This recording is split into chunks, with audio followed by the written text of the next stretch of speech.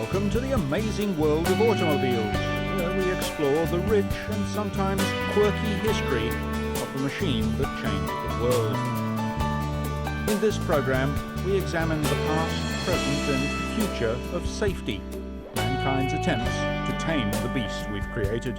Clever technology, new materials, methods and ideas all seek to protect us from the machine that changed the world and from ourselves.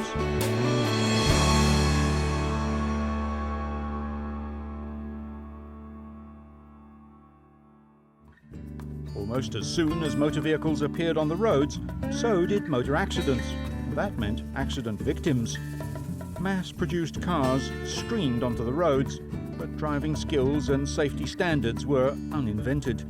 By the first quarter of the 20th century, Britain alone was counting its annual road fatalities in the thousands.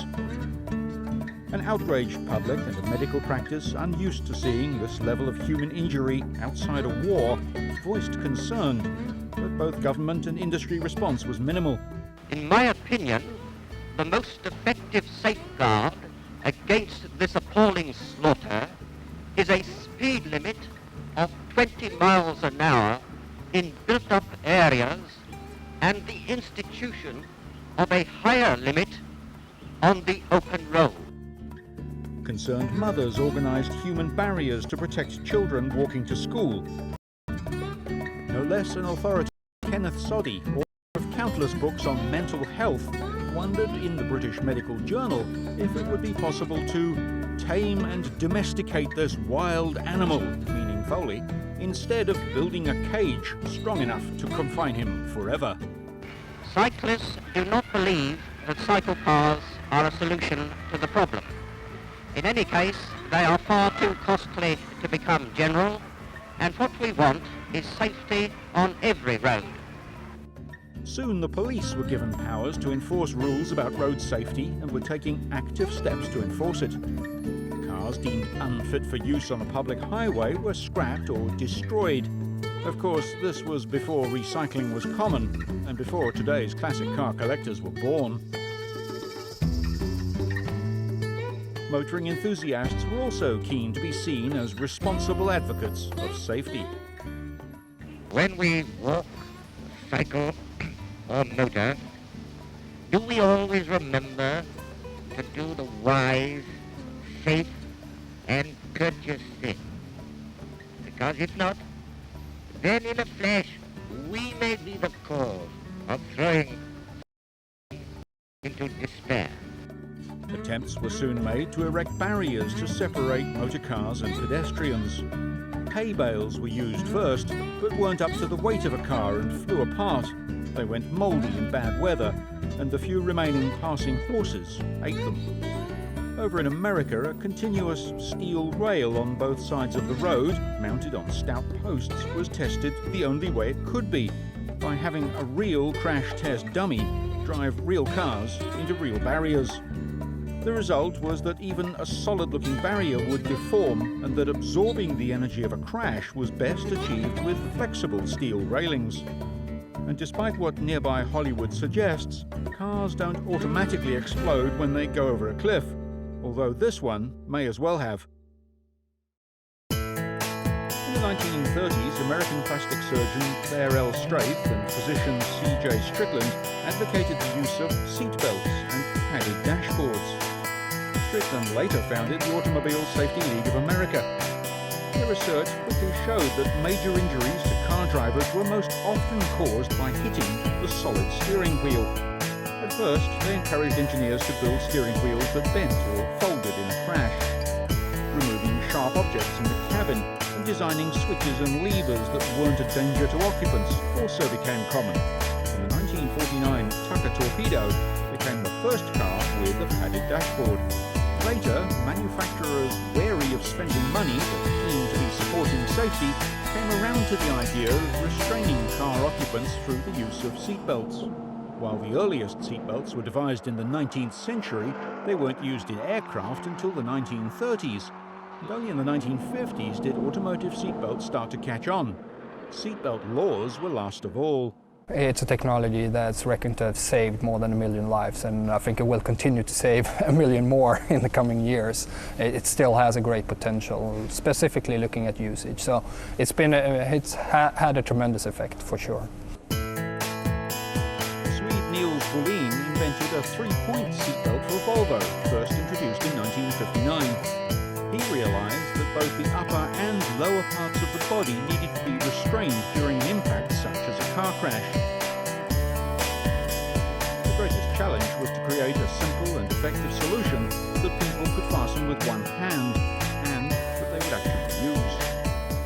At that time, many people were very scared, hesitating about how to be restrained the best way. So it was a very strong decision to implement this in cars.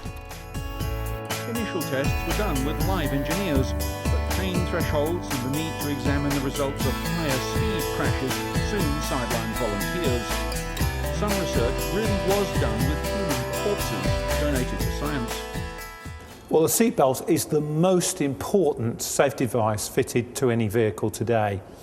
And since its inception, we've seen literally hundreds of thousands of lives saved with its fitment, and it really represented the very beginnings of modern vehicle safety. Well, it saved literally thousands, probably hundreds of thousands of lives around the world. And what's been particularly important about it is it made it easier for people to protect them in cars by one motion. They could buckle up. In the United States now, we're seeing probably 15,000 people a year whose lives are saved just by the act of buckling up their safety belts. In 1959, 3-point safety belts became standard equipment in Volvos sold in the Nordic countries. To get the message through, to convey the world that this is actually something good, was something that took a lot of effort from Volvo and Niels Bohlin. They did a world tour demonstrating it, they did stunts, they did all these tests, showed all this data, but it took a number of years before the general public and also the different governments around the world were persuaded that this is really a good technology, this is something that we should enforce, which happened during the 70s and 80s. So I think that's a recognition that the working process that Volvo established at that time, that's giving effect. Bohlin's invention was regarded as so important that the German Patent Office declared it to be one of just 8 patents that had the greatest importance to mankind over a 100-year period from 1885. Few people will have saved as many people's lives as Niels Bohlin. He himself died in 2002 at the age of 82. 25 years ago, the UK started mandatory belt laws whereby you had to use a seatbelt. It was required by the law. And since then, apparently 45,000 lives have been saved. And what we say in the UK is one life is saved every day by wearing a seatbelt.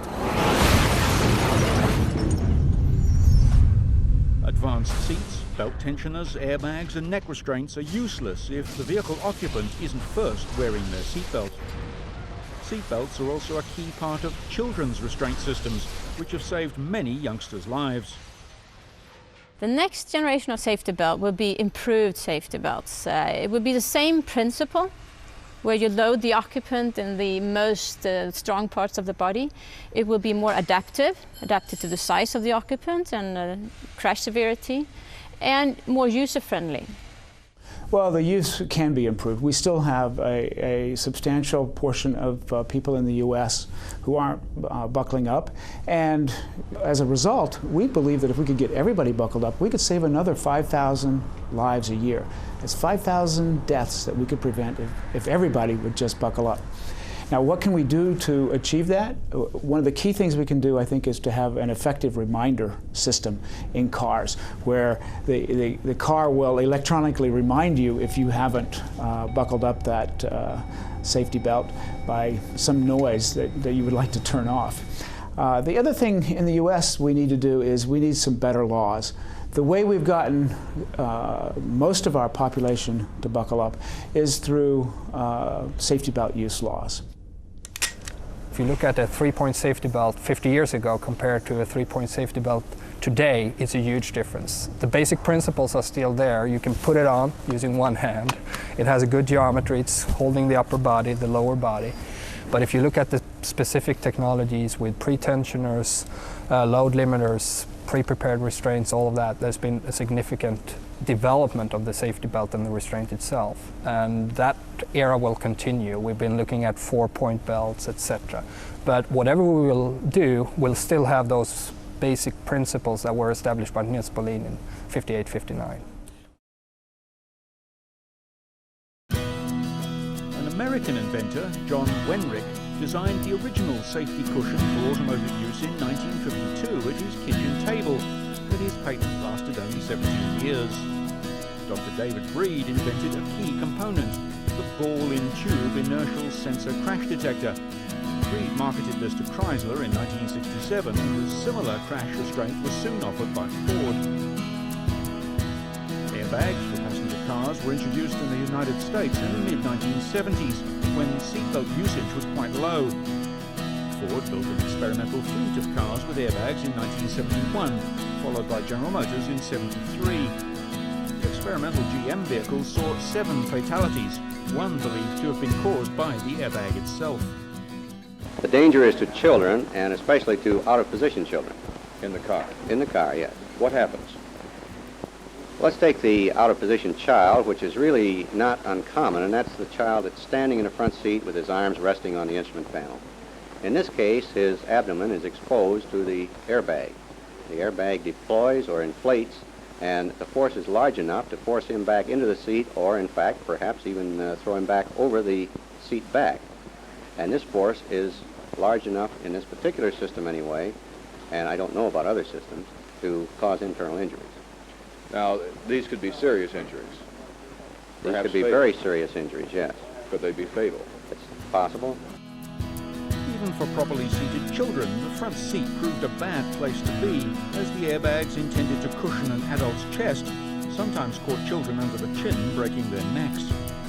In modern cars, electronic signals from various sensors in the vehicle are fed into a computer, which determines the angle of impact, the severity and force of the collision. In 1980, Germany got airbags first in the high-end new Mercedes-Benz S-Class, where sensors pre-tensioned the seatbelts to reduce occupants' motion on impact, then deployed the airbag.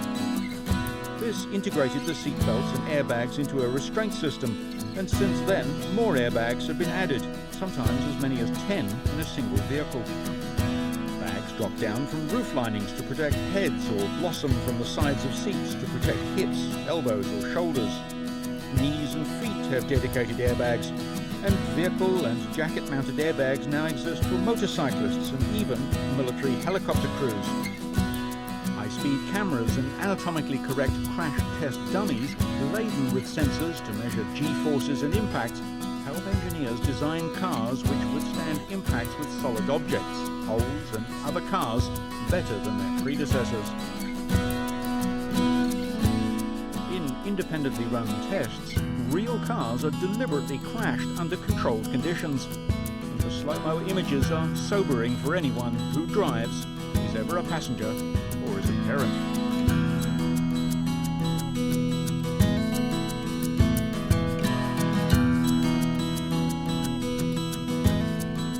Improvements in sensor and gas generator technology have seen the development of third-generation airbag systems that adjust their deployment to the size and weight of the seat's occupant. This reduces the risk of injury to small adults and children who were at increased risk of injury from earlier airbag systems. Many injuries result not from frontal impacts, but from the side. Vehicle occupants are just inches away from the outer edges of a car. I built this car originally to show how well you could build a car for side impact. Professor Hobbs, who was awarded the CBE in 2008, was key in setting up the European New Car Assessment Programme. What we did was to make the sort of mistakes that everybody's still making. We made a very strong car. Unfortunately, when we tested it, we found a very strong car doesn't offer the sort of protection that we thought it would do. Professor Hobbs, one of the British government's top safety experts, claimed that side impact bars, designed to absorb the force of an impact hitting the side of a vehicle in an accident, didn't work. In fact, they said they made injuries worse.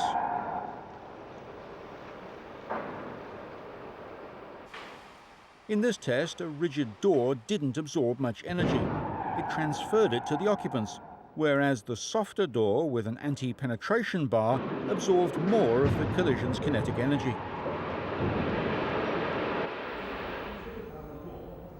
One in 4 collisions in the UK involved side-on collisions. Crash tests now simulate both being hit by another vehicle and sliding into something rigid, like a pole. I think there's a bit of a tendency for people to quickly get themselves some safety credentials. And one of the quick and easy ways to do that is to put beams in the doors, but that alone isn't enough. Perhaps not surprisingly, car makers didn't welcome government interference in crash research and the imposition of the new side impact test.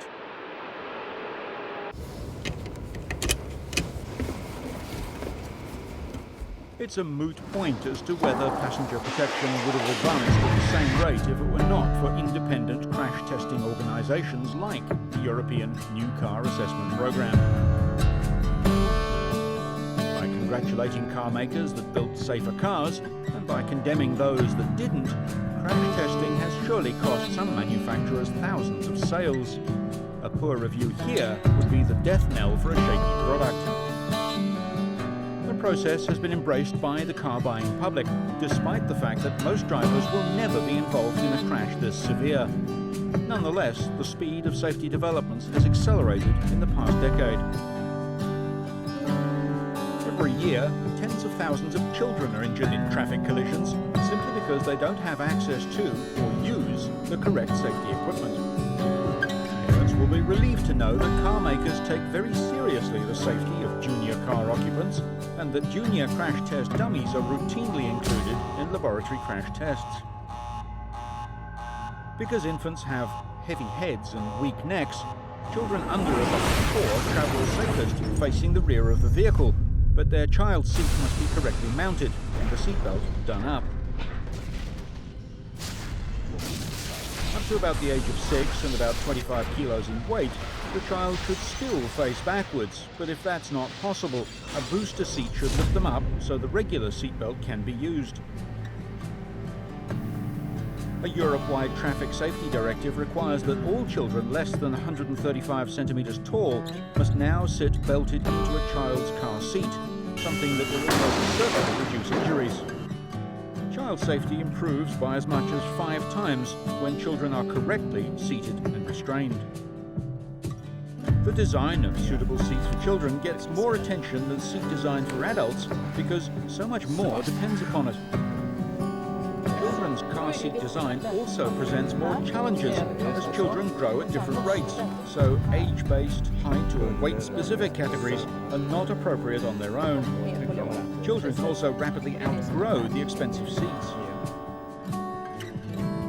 Some car manufacturers have addressed this problem by engineering multi-adjustable rear seats that can accommodate children of different ages and heights. As a result, they're able to use the standard vehicle safety belt. This has the advantage of being designed in as part of the car's basic safety structure and not being a potentially inferior aftermarket addition. Because the vehicle's factory-fitted belts are attached to the car's designed-in safety features such as pre-tensioners and side and curtain airbag triggers, this design has found favour with parents around the world.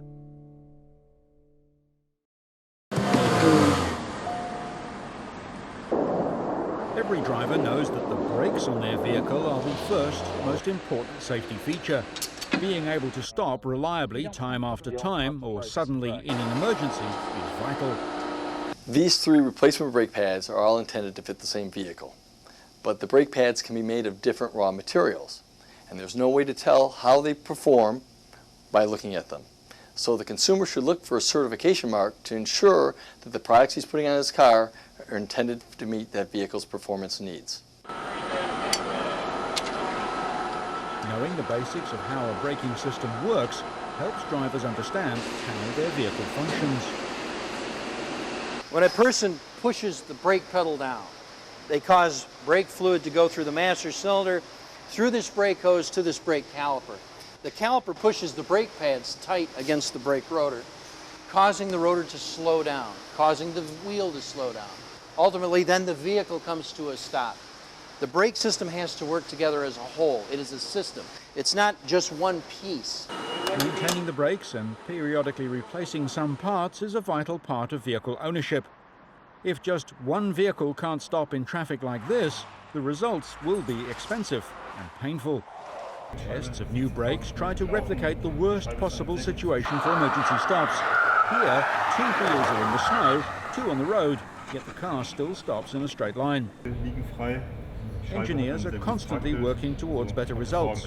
New designs and materials such as carbon fiber and ceramics improve durability and reduce stopping distances.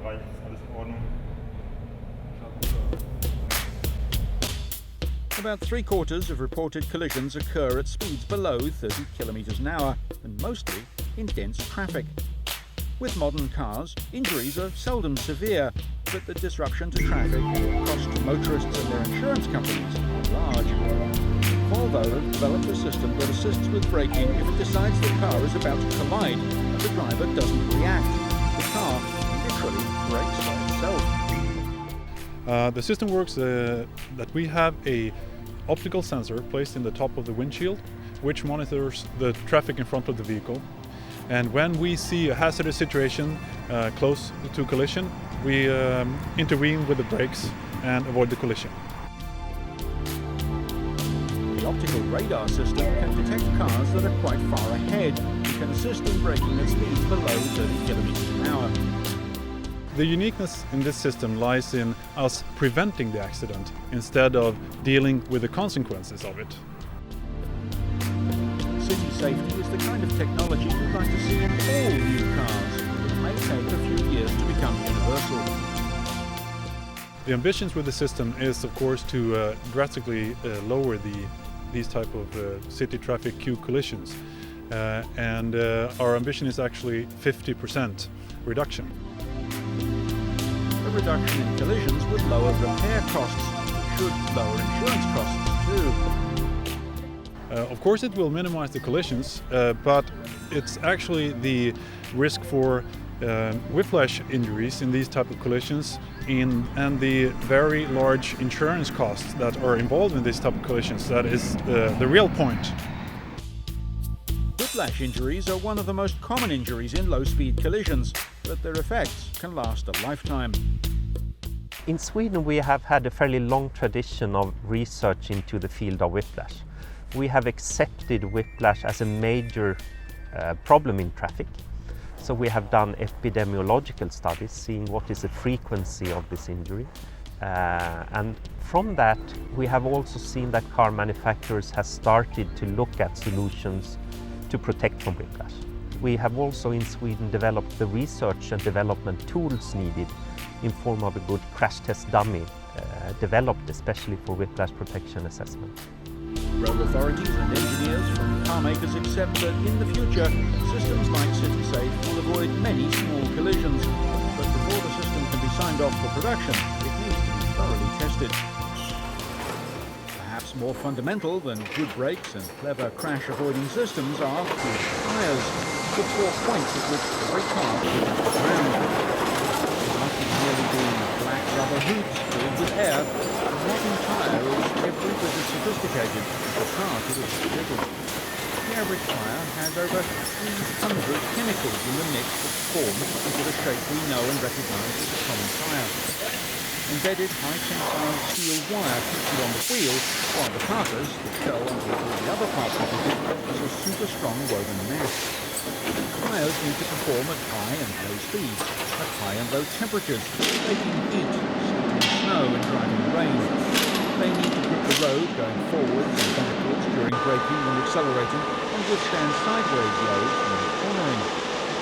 They need to offer predictable grip on tarmac, bricks, cobblestone and loose gravel, and in mud, and displace up to 5 litres of standing rainwater per second. Engineers continue to work on new rubber compounds, new tread designs and more efficient, longer-lasting tyres. As But the development continues, and now many vehicles are fitted with tyres that can be driven on at reduced speeds while they're flat. This means carrying a bulky spare wheel and the tools to change it is no longer necessary. A bonus for car designers chasing every cubic centimetre of usable space and trying to cut out every unneeded kilogram and dollar from their production vehicles. Other developments include sensors embedded inside tyres to measure pressure, temperature and contact patch. This data is sent to the car's computer, which can change the suspension settings and drive characteristics to equalise load and ensure all the tyres are being worked evenly.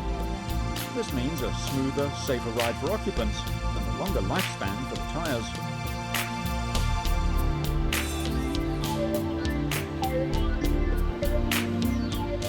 As cars improve, it's vital that their tyres do too. The trend has been to wider tyres, giving more surface area for better grip.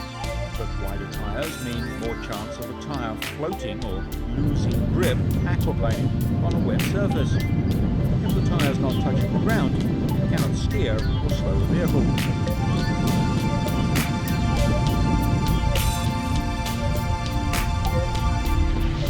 So tyre engineers use special wet weather tracks to replicate intense downpours on a variety of road surfaces.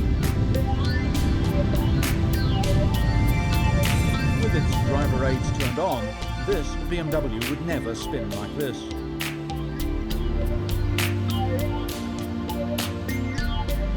Car and tyre makers have reduced the risk of a rollover, and out-of-control cars are more likely to spin or slide and lose speed very rapidly.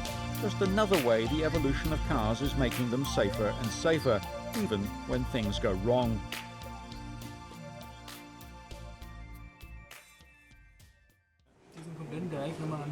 The suspension of a car, the system that absorbs the bumps and keeps the car level, is another area where talented engineers are seeking solutions to problems most of us don't even know exist. Clever computer programs allow engineers to design parts on screen and marry them up with other parts to make sure they all fit together. And then they can test the new car to a certain extent, long before a single piece of metal is cut, bent or welded. And three-dimensional models can be quickly made in plastic if something needs to be examined by hand. Once parts have been physically made, suspension systems are tested on computerized test beds that can be programmed to simulate the harshest conditions on the planet, from ultimate high-speed laps on demanding racetracks to incessant pounding on the worst roads in the world. These test rigs can run 24/7 and often test the run until destruction.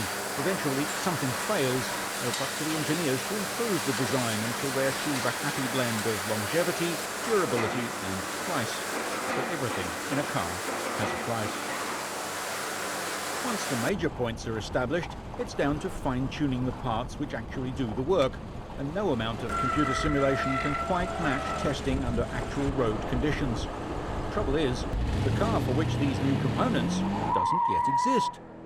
So engineers use strange-looking cars like this one, which are almost infinitely variable and never intended to be driven on public roads.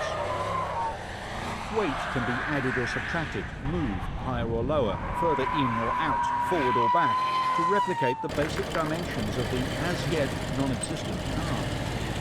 These so-called mules carry sensors to measure almost everything that can be measured, and banks of computers to record all this data. And often, this is fed back in real time to engineers in design offices tens, hundreds, or even thousands of kilometers away. Using mules, engineers can measure the real-world effects of different spring rates, different dampers and bushings, all the unseen variables that make a small but tangible difference to what drivers will experience when they get behind the wheel of their shiny new cars many months in the future. But the testing doesn't stop with the mules. Once the first few cars have been built, usually by hand, more testing validates the early work. Now it's about making final decisions about the very small details and making sure that the tyres fitted to the car when they roll out the showroom door are appropriate to the country and the climate in which they're sold. Sometimes tyre manufacturers will modify a range of tyres to suit just one particular model of a car. Here's a graphic illustration of what can go wrong when a driver loses control swerving around an obstacle. The difference is that in the second example, the car is equipped with a variation of electronic stability control, ESC for short. Just one of several computer-controlled driver aids that can step in and help the driver stay in control. Most ESC systems work with the anti-lock brakes. An onboard computer reads the speed of each wheel, the angle of the steering in relation to where the car's going, and what's happening with the throttle and the brakes. In a split second, the car decides whether it's going in the direction that the steering is pointed, and if not, it'll apply short bursts of braking to one or more wheels to slow the vehicle and bring it back to where the steering is pointed. In the case of the black SUV, the situation of the rear coming around and turning the vehicle further around them was required is called oversteer. In the silver Chrysler, the car fails to steer through the corner and runs wide in a situation known as understeer. Here, on a wide and empty test track, there's no harm done, but on a busy road with other traffic and vehicles going the other way, either incident could have catastrophic effects. In most cars, the ESC is switchable. There are some circumstances where a good driver doesn't want the system interfering, in mud or snow, for example. But with ESC engaged, the big Chrysler gets through the artificial corner with ease. With a small hatchback on a dry track, the action of the ESC system is even more noticeable. Some ESC systems will also reduce engine power until control is regained. Electronic stability control doesn't improve a vehicle's cornering performance. Rather, it helps minimize a loss of control. ESC, electronic stability control, goes by various different names from different manufacturers, such as VSC, ESC, ESP, for example, but fundamentally they all do the same thing. They stop your vehicle getting into a spin, a skid, a serious condition where your vehicle might leave the road and there could be a potential fatality. In the United States, it's estimated that almost 10,000 fatalities could be avoided if all passenger vehicles were equipped with the feature. According to the Insurance Institute, 1/3 of fatal accidents could be prevented by the technology. ESC works by preventing your vehicle getting into a dangerous situation, such as a skid or a spin, that could therefore involve your vehicle going off the road and being involved in a potential accident. And it does this by selectively braking individual vehicle wheels automatically without the driver's intervention, and thus it prevents a crash happening in the first place. So this technology avoids a crash. Unlike a seatbelt or an airbag, this technology can avoid a crash happening in the first place. And while the feeling of the brakes being applied, sometimes quite forcefully, can be alarming to the driver, it's a lot better than the alternative. What we're trying to do today is to raise the awareness of ESC, get people to buy a vehicle with ESC, get people to specify it as an option and specify that option before they consider fancy alloy wheels and metallic paint, because ESC, literally 3 letters that can save your life. The Australian state of Victoria, the first place in the world to make the wearing of seatbelts compulsory, will insist that all new cars sold after 2011 have a variation of ESC. We've already seen how crash tests are performed and how parts can be designed and tested on screen. Massive computing power and computer-aided design software mean that whole cars can be designed on screen and crash tested there too. While this process doesn't yet replace the validation of crashing real cars in the laboratory, many valuable lessons are learned and millions of dollars and thousands of hours are saved by using the power of computers. New ideas can be tried and either discarded or taken on for further evaluation. Started in the late 1980s, the development of readily affordable computer-aided design programs that could be run on personal computers began a trend of massive downsizing in drafting departments in many companies.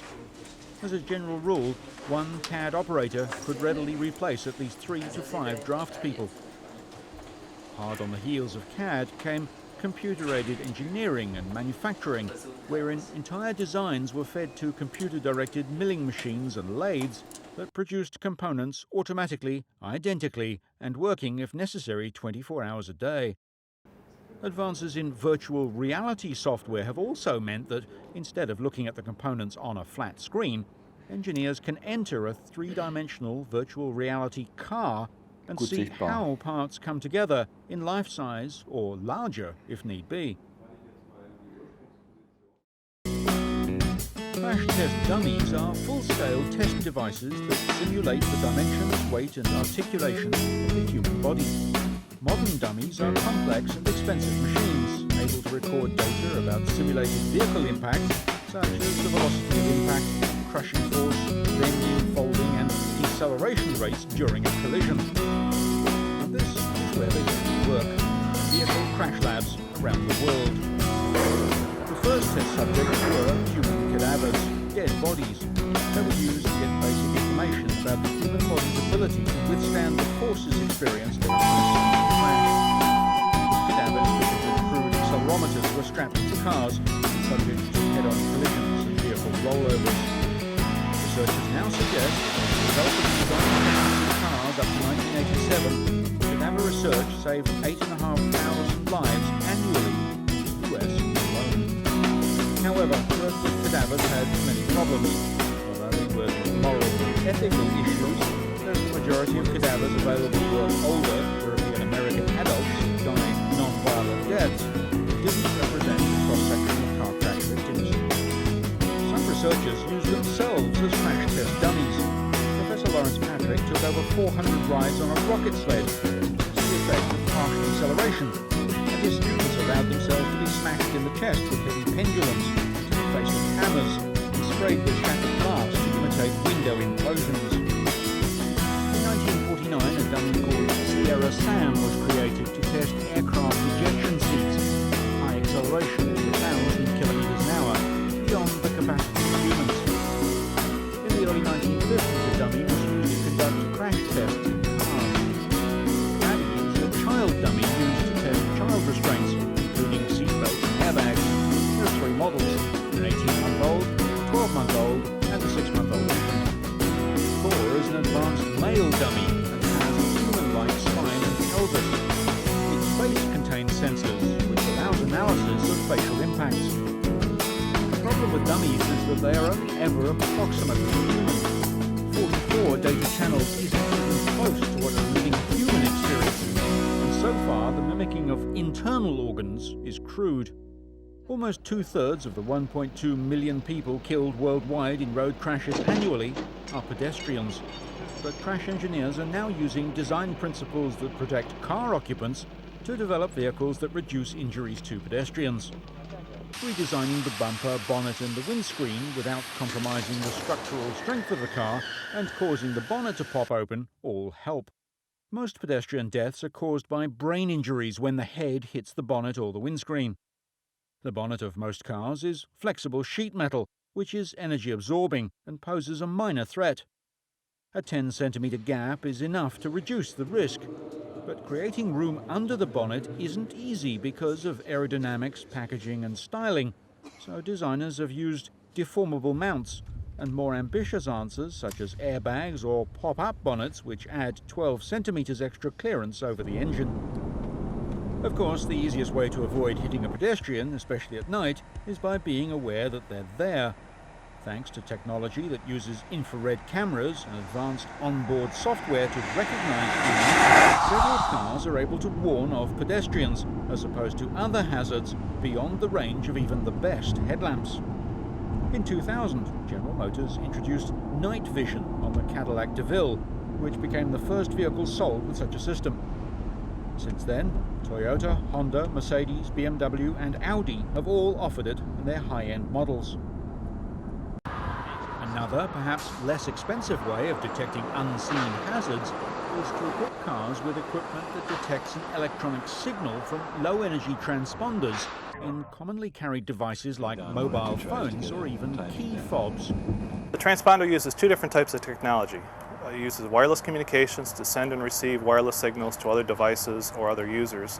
It uses GPS to receive its location information that it can send out to the other users and receive location information from the other devices. Technology that used to fill the boot now fits in the palm of your hand.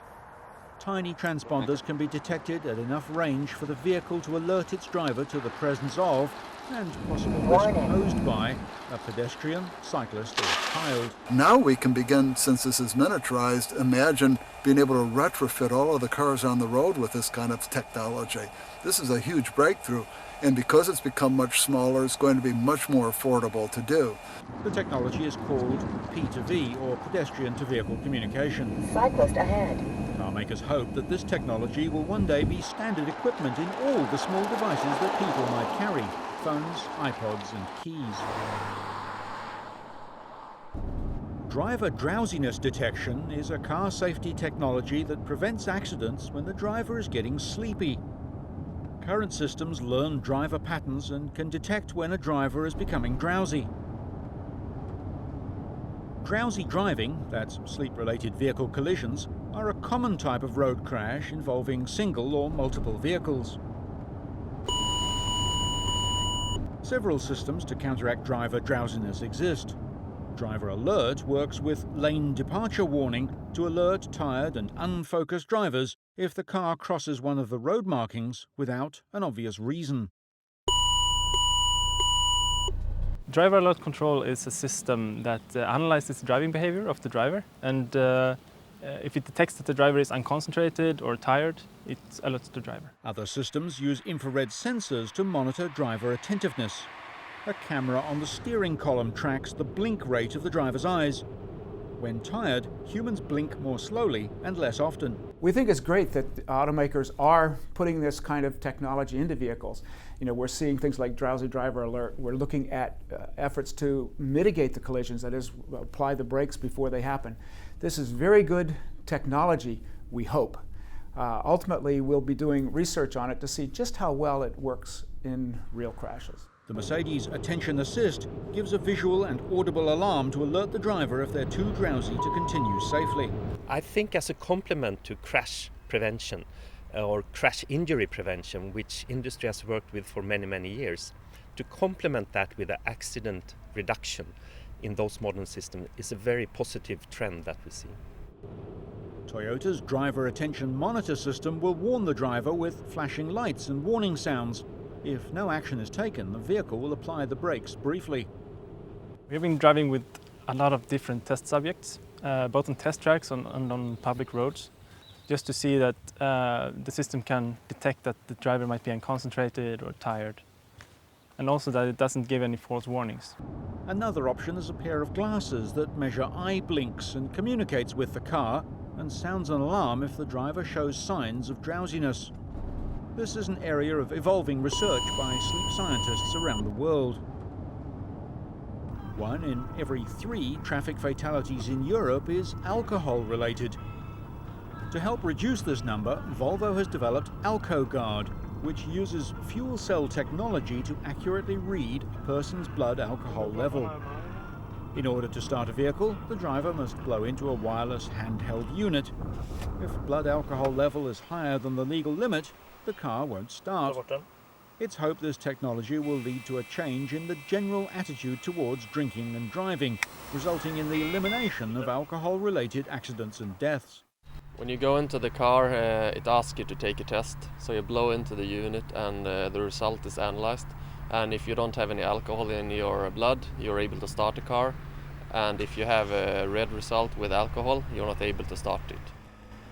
If one of the LEDs on the device is red, the car won't start. Accident statistics show that drunk driving is a major challenge in road safety, and for Volvo it is a natural step to develop a user-friendly alcohol interlock so that we can contribute to increased road safety. The percentage of alcohol allowed in a driver's blood varies from 0 in places like Brazil to 0.02 in Sweden and China, 0.03 in Russia, 0.05 in most countries, and 0.08 across North America and the UK. Even though people seem to be against drinking and driving, many people still do. And I think the reason people still drink and drive is because they can get away with it. There just aren't enough police officers to catch every drink driver. And they know that they could probably drive every weekend for more than a year without being caught. Så ja. Så kan du se här nu. At present, use of the system is voluntary, unlike alco locks, which can be imposed on drink driving offenders by the courts. We think it's very important in the US as well to explore the kind of technology we can put into vehicles that will prevent people from driving when they're drunk. The fact is we still lose an awful lot of people in motor vehicle crashes from alcohol impaired driving. And we estimate that if we could just keep the amount of alcohol people are drinking below the legal limit in the US, 0.08, we could literally save more than 8,000 lives each year. This is a tremendous advantage. Many countries have reduced or zero limits for new and young drivers. Amazingly, people in the US and UK can legally fly aircraft with a blood alcohol limit that would see them illegal to drive in countries like Estonia, Poland and Puerto Rico. The only way to eliminate drunk driving is if vehicles have technology that can measure if you have alcohol in your blood, how much, and if you're over the limit, not allow you to start your vehicle. And I think that obviously vehicle manufacturers are very important in this effort. And that would certainly make policing a lot simpler. And finally, a different take on the meaning of road safety. While a century ago a motor car might have just scared the horses, nowadays car makers have realized that they can make serious money out of the uncertain times in which we live. This may look like an ordinary Jaguar, but appearances can be deceptive.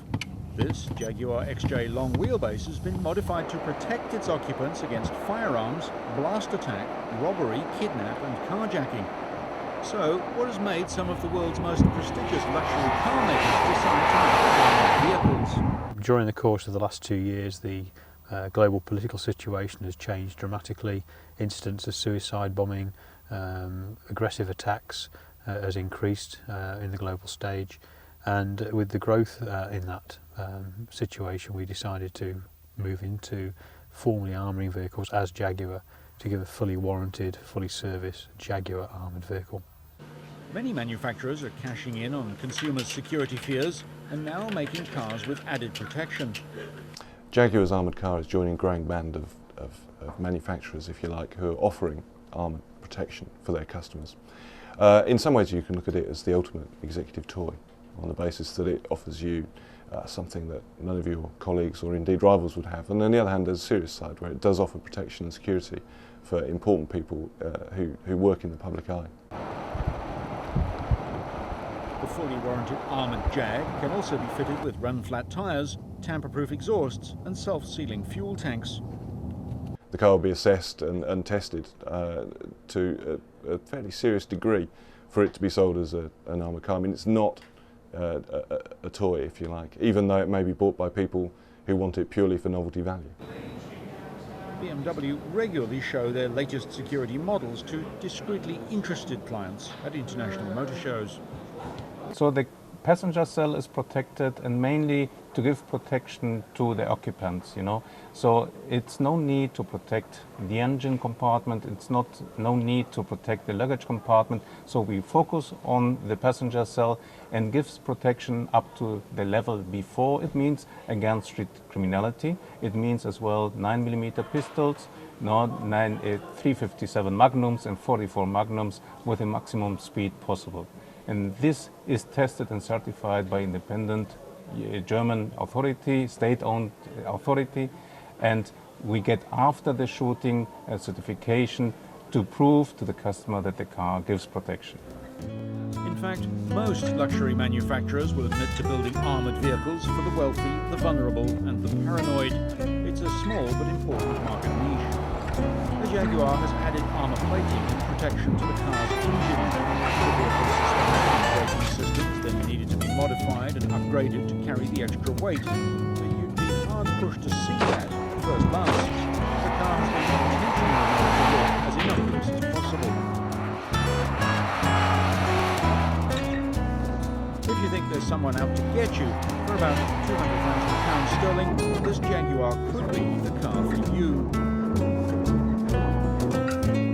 Should the assailant bullet hit the tyres, the car can still travel for 50 kilometres at speeds of up to 80 kilometres an hour. In the the development process, every aspect of this car's armoured protection was shot at, blown up and tested by leading independent autoballistics and blast testing specialists. What you're trying to do with a ballistically protected vehicle is buy time.